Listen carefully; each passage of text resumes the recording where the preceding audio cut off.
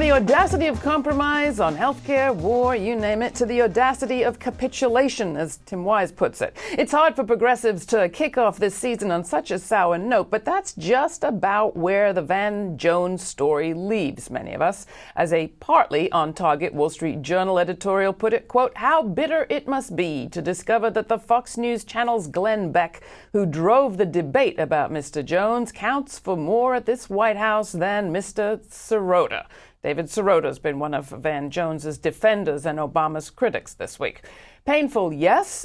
Bitter? Let's hope not. Bitter is what you get when bad stuff sits and ferments. Angry is what you get when you become determined to change the conditions that ticked you off. 9 months into the Obama administration, hopeful acquiescence has gotten progressives just about nowhere. The public option in healthcare, already in a compromise itself, is in trouble. And on the economy, the best-informed economists believe the market upturn we've just seen is about to fizzle out. The economy simply cannot recover without a strong consumer. But consumers in this country as a whole are poorly paid and deeply in debt. Now their home values have taken a hit. If the recent meetings of the G20 are anything to go by, there'll be no direct action about that from this government. They're so besotted with trickle down, they can't feel the disaster leaking up.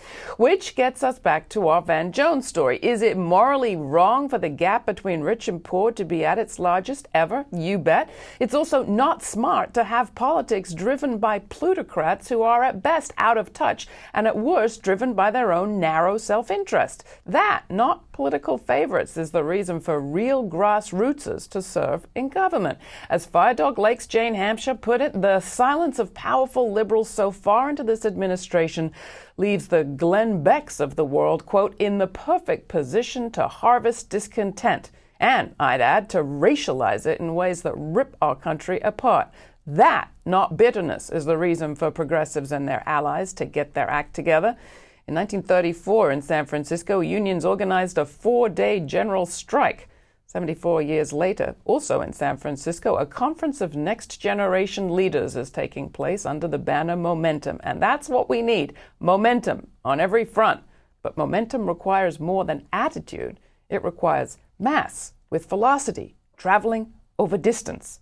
Oh yes, and media. More from us tomorrow. Thanks for watching. That's all we have time for today. You'll find everything you've seen on this show at our website, GRITtv.org. There's a place to comment on every story. While you're there, join our mailing list so we can let you know what's coming up on Grit TV and subscribe to our video or audio podcast. We also have a Twitter feed. Just follow Grit TV on Twitter and please become a supporter of the media that supports you. We're broadcasting commercial-free across the United States on Free Speech TV, Dish Network Channel 9415, and you can ask for us on your cable or your public television station. Don't forget to turn your friends onto our program. Thanks.